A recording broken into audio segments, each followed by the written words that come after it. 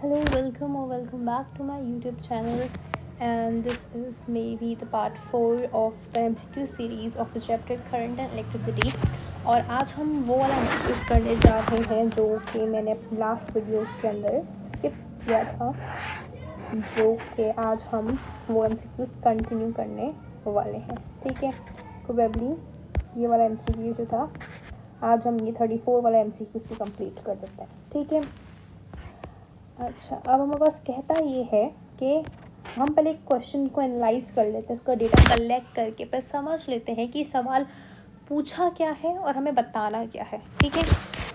बोला है 2 वायर्स है मेरे पास. एक वायर समझो कि वायर ये है और एक वायर ये है.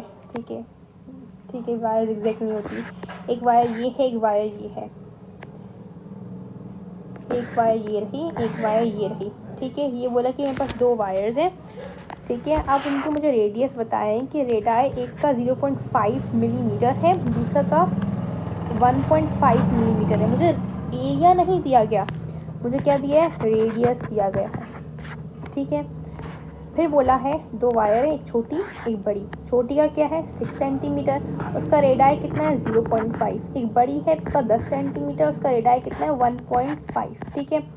अब बोला है मुझे बताओ, ये बेसिकली दोनों जो मेरे पास वायर है वो सीरीज़ के अंदर मेरे पास कनेक्टेड है. ठीक है. मेरे पास सीरीज़ के अंदर कनेक्टेड है और इनका मटेरियल सेम है. ठीक है. Across a battery of 32 volt. बोला है कि 32 वोल्ट मेरा पोटेंशियल डिफरेंस है बैटरी का. ठीक है. अब बताओ कि पोटेंशियल डिफरेंस कितना होगा जो छोटी वायर थी. समझो ये छोटा, अगर मैं रेजिस्टेंस यहाँ लगा देती हूँ जिसकी लेंथ कुछ 6 सेंटीमीटर है. ठीक है. और रेडियस 0.5 मिलीमीटर है. अब बताओ यहाँ पे वोल्टेज कितना होगा, ये मुझसे सवाल किया गया है. ठीक है. हमें पता है कि सीरीज सर्किट के अंदर जो करंट होता है वो कांस्टेंट होता है. हमारे पास क्या ओम्स लॉ क्या है, V is equal to I R. जबकि सीरीज के अंदर करंट जहाँ फ्लो करेगा वहीं यहाँ फ्लो करेगा. तो दोनों जगह मेरा जो करंट है वो सेम है. बदलेगा क्या मेरे पास, मेरा जो पोटेंशियल डिफरेंस है, मैं कहूँ जो वोल्टेज है वो चेंज होगा. मुझे वोल्टेज निकालना है V1 का. ठीक है. मैंने बोला कि V is equal to I R. I मेरे पास कॉन्स्टेंट है, तो मैं V1/V2 is equal to R1/R2 कर सकती हूँ. अगर आपकी थोड़ी सी भी बेसिक्स क्लियर है तो जब हम बेसिक्स की फिज़िक्स पढ़ते हैं तो जब हम बोलते हैं कि जो भी डायरेक्टली प्रोपोर्शनल का रिलेशनशिप कैसे बनता है, इन्वर्सली प्रोपोर्शनल का रिलेशन कैसे बनता है. ठीक है. ये वो बेसिक्स है.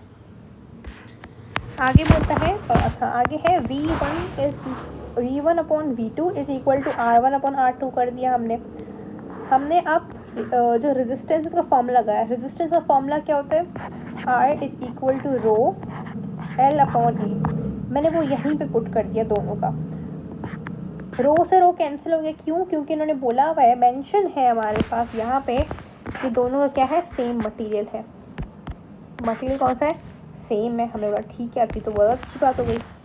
अब बोलता है ये कैंसिल हो गया. अब मतलब L1/L2 और A2 ऊपर आ जाएगा और A1 नीचे आ जाएगा. तो मेरे पास कंडीशन ये आगे बन गई, L1/L2 is equal to A2/A1. ये बन गया. अब मैं इसकी डायरेक्ट वैल्यूज़ लिख दूंगी. एरिया का फॉर्मूला क्या होता है, πr². ठीक है. अब डिफ़ॉल्ट हम एरिया कौन सा ले लेते हैं, सर्कल वाला ले लेते हैं. अगर वो मेंशन कर दे कहीं पे किसी वायर का तो आप उस हिसाब से हम उसको चेंज कर देंगे उस फॉर्मूले को. ठीक है. आगे है L1/L2 is equal to A2/A1. Area का फॉर्मूला क्या है, πr². पाए से पाए वापस कैंसिल आउट हो गया.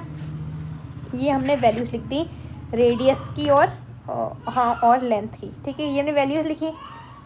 मैंने अगर इस इक्वेशन को सॉल्व करती हूँ जब, तो मेरे पास आंसर आता है 9. मैं इस पूरे को सॉल्व किया, मेरे पास 5.4 आ गया.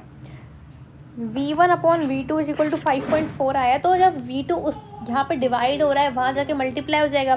तो V1 कितना होगा, 5.4 V2 इतना आ जाएगा मेरा V1. ठीक है. अब हमें पता है कि ये सीरीज सर्किट था. ठीक है. मतलब V1 और V2 दोनों मिला के कितना बनेगा, 32 बनेगा. मैंने यही बात यहाँ लिख दी है. मुझे पता है V1 की वैल्यू क्या है, V1 is equal to 5.4 V2. ठीक है. 5.4 V2 प्लस V2 लिख दिया मैंने, इज़ इक्वल टू 32 लिख दिया मैंने यहाँ पे, ठीक है। 5.4 को प्लस किया V2 के साथ तो कितना आया 6.4 V2। यहाँ पे मल्टीप्लाई हो रहा है, यहाँ पर क्या हो जाएगा डिवाइड हो जाएगा, तो V2 बराबर हो जाएगा 32/6.4 के, तो V2 आ जाएगा मेरे पास 5 आ जाएगा, ठीक है। फिर बोला है कि V1 प्लस V2, मेरे पास 32 था, V2 की वैल्यू कितनी आई मेरे पास 5, मैं 5 यहाँ पुट कर दूँ।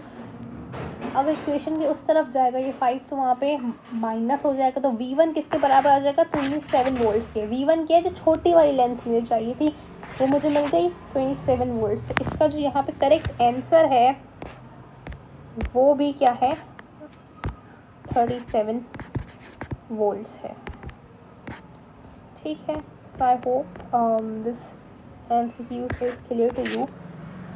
For more such videos, so please stay tuned to my channel and take care.